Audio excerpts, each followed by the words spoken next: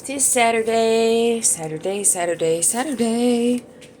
On chapter 10, or rather, we're on chapter 10 of Reaper Adventures Protection, which is book number 4 of my Reaper Adventure series. And we're on chapter 10, and it is Saturday, and oh my goodness gracious, there is a change of scenery, obviously. I got scenery board, I guess, if that's a thing. Ugh, it's a thing. We're going with it. Anyway, we're on chapter 10 of Reaper Adventures Protection. And you don't want to bring your people kids, because it's not people kid friendly. It's for mature audiences only. I mean, when there's no sex scenes, no curse words, no written curse words. I say curse words, but I don't care. There is, however, a fight scene between the Reapers and the first 3 horsemen of the apocalypse. There's a scene as well as a mention of abduction. There's mentions of torture and 1 or more scenes of torture, and there's mentions of alcoholism, and I do believe there's something else that I forgot to mention when we came to that chapter, but, yeah. Anyway, continue at your own risk. We're on chapter 10. We're gonna continue and have a scenery change, because every once in a while you'll just need that. So, I don't know how long or short this chapter is. It doesn't seem like it's that long. We're good. We can do this and hopefully be uploaded before 12 o'clock tomorrow. Woo! By tomorrow, I mean midnight. Anyway, moving on. We're on chapter 10. Chapter 10. Serena had to admit that while working with a morgue technician was nothing new to her, having the cooperation of Cerberus Underworld was different. She had managed to gain full cooperation because she had managed to convince cold case detectives as well as Chief Law to have the apparent suicides investigated as homicides. Apparently, though, her gift basket of home-baked goods, complete with cookies, pastries, cupcakes, and fudge, had made Cerberus Underworld willing to help her, and Detective Dead, as he called her partner, as much as he could. When Serena had asked Cerberus why he had decided to help him as much as he could, his response had simply been, "the fudge." Serena couldn't say anything to counter his reply, and had come to terms with the fact that she would have to regularly bribe Cerberus with fudge. Serena was making fudge now, and Chris, in his human form, was watching her with a blank gaze. Excuse me, I am eating spaghettis and meatballs. So, yeah.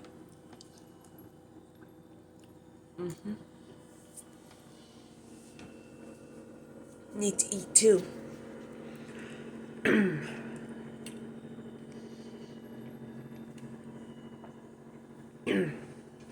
Was watching her with a blank gaze. Serena was reading the book she had received from the library and had realized that the book was her life. From when her mother was killed in a horrific car accident, and her father had started to drink, to when Chris had entered her life and had decided to not kill her and John, to when Chris had failed protecting John and John had been killed in the line of duty.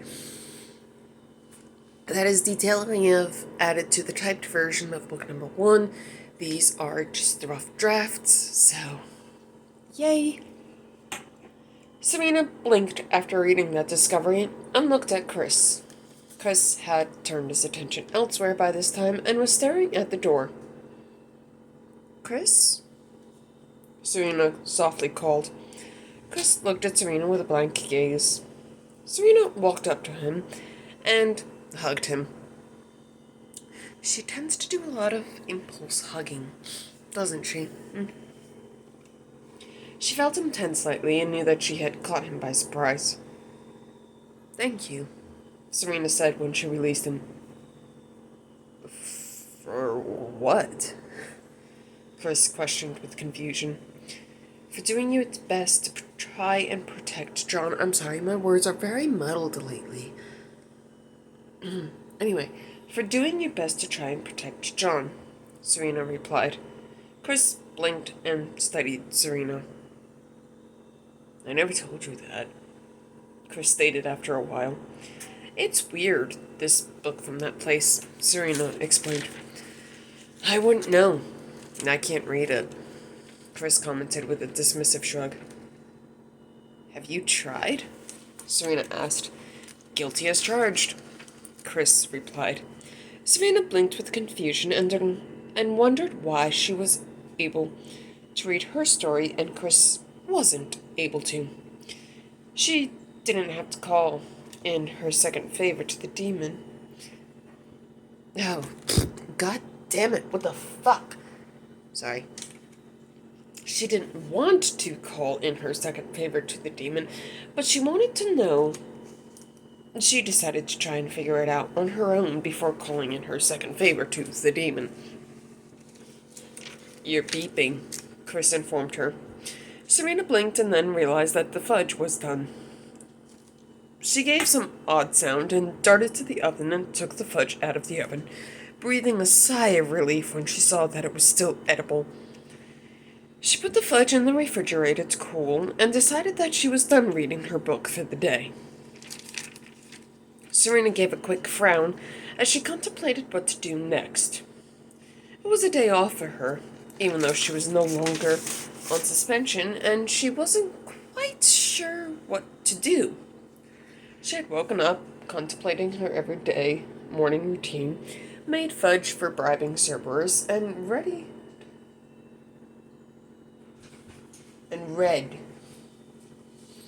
Ace is uploading. I'm uploading.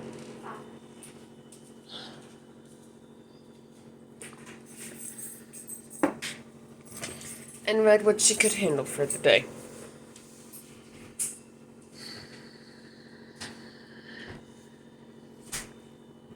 I'm bored, Chris groaned. Serena looked at him with mild surprise and then remembered that he had been released from volunteering at Corsville Community College. His boredom would be far greater than hers. Do you want to go for a walk? Serena asked. It's going to be the dog park and back, Chris sighed. Serena opened her mouth to say no and realized that had been the plan. I knew it, Chris mumbled with aggravation. Serena looked at him with confusion. This is a short chapter.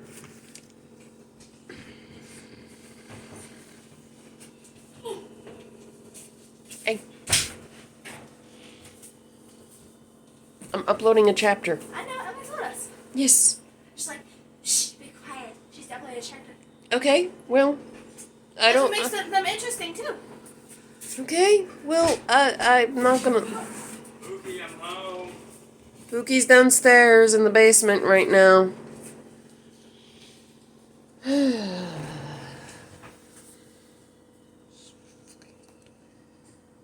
Chris mumbled with aggravation. Serena looked at him with confusion. What do you mean by that? Serena inquired. You don't want people to know about me, Chris hissed. Serena opened her mouth to object against Chris's accusation, but he gave her a warning growl to let her know he wasn't finished talking.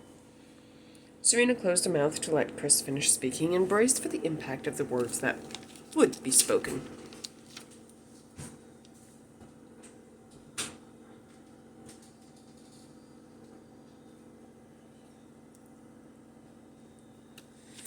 I want to make one thing very clear to you, Serena. I'm not a dog that got caught taking a dump on your floor. I'm not a crow that you can bring with you on the bus to look cool. I'm not a human that wants to be treated like a dog. I am a monster. Flawed or not, I was born a monster, and I will die a monster, Chris told Serena. I know you're a monster, I know you're a monster, Chris, Serena said. You say that, but I don't think you really do, I'm gonna kiss and then I'll say, Chris commented. So,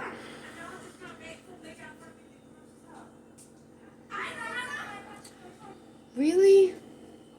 Sorry.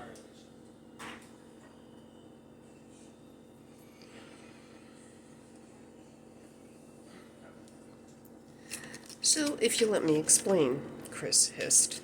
Serena nodded, though she was confused as to why he thought he needed permission. The forms I have are species I killed. Save for my true form, I killed the bird, the dog, and the human. All of them I have made my own after tearing them apart and lapping their blood up. Oh, yeah. Mentions of extreme kind of violence in this. This is a Theoan behavior, which I obviously forgot to mention. My bad.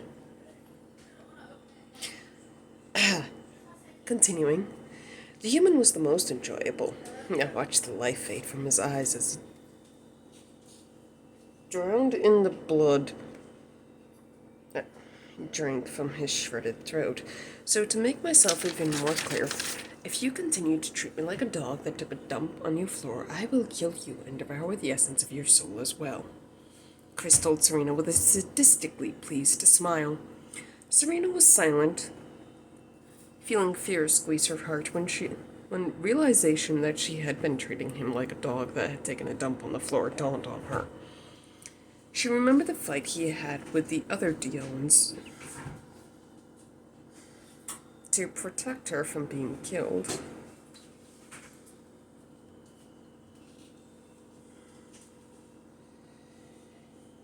Knowing that he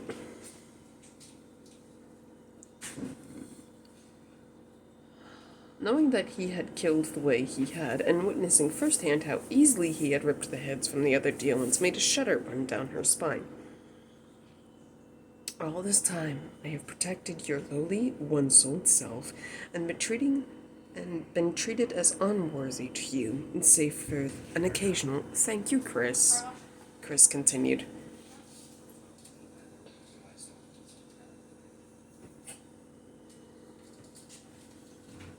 Please, Mom.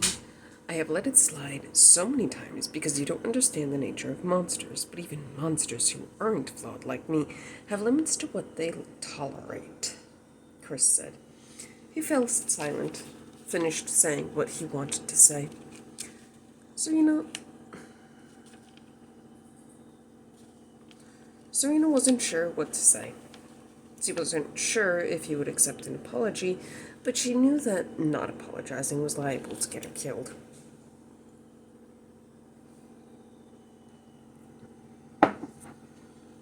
I'm sorry, Serena managed to whisper.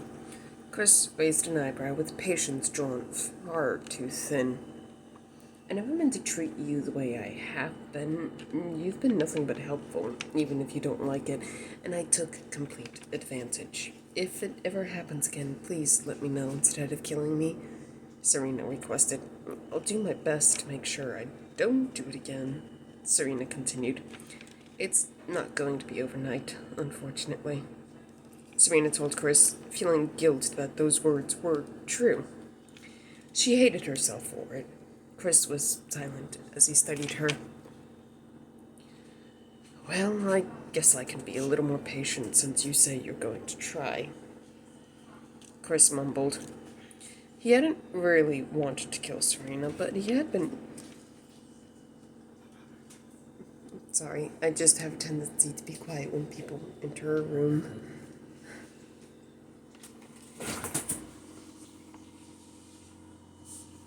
What are you looking for? If there was any pizza left. I don't think so. Whoever fat ass I might be the fat ass. Shut up. Hey, where's the ass whack? Which one? What'd you forget in my fucking car? What? Big ass shoebox in the back of my car still. Box. Well, I guess I can be a little more patient since you say you're going to try, Chris mumbled. He hadn't really wanted to kill Serena, but he had been growing tired of being treated the way he had been. Thank you, Serena breathed. Yeah, I'll go turn into a dog, Chris said. You don't have to if you don't want to. Serena stated as Chris got up from the chair. Chris looked at her. People suspect I live with someone else. I see no reason anymore to hide that fact. I guess I was just scared. Still, it's no excuse or reason to do what I've done, Serena said. Chris studied her and felt a flicker of a smile cross his face. I'll go change into day clothes then, Chris said, and then went to change his clothes. He changed into his typical t-shirt and jeans, putting on socks and shoes and a pair of sunglasses. Serena then changed and locked the front door behind them.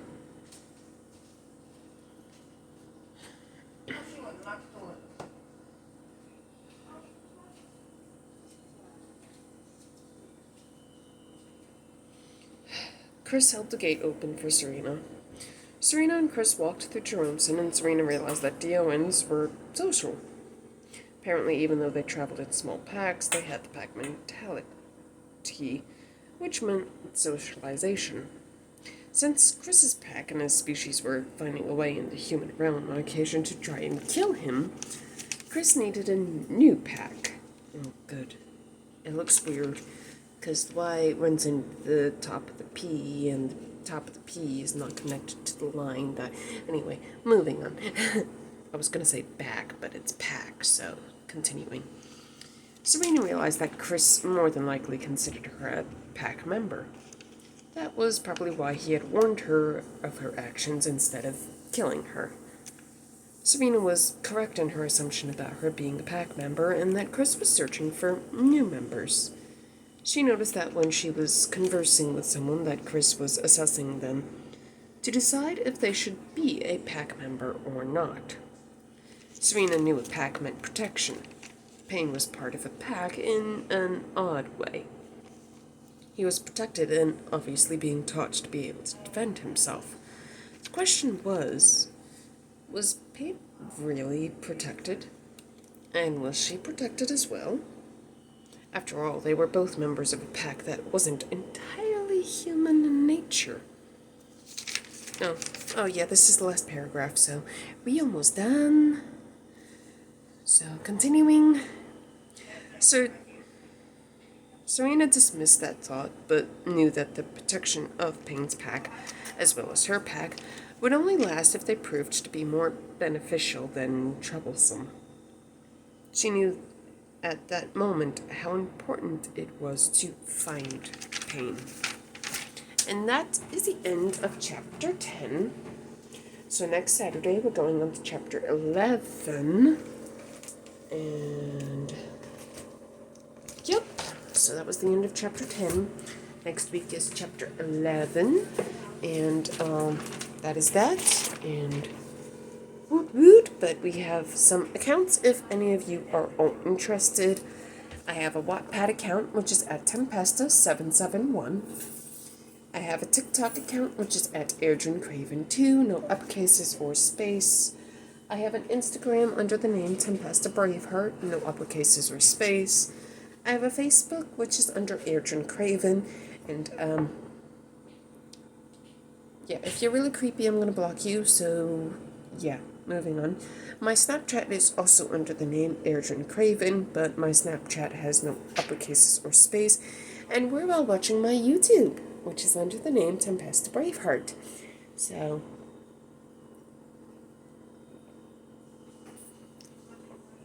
I needed that. Oh my god, caffeine, it's so delicious. That is that. We're done with chapter 10. We're moving on to chapter 11 for next week.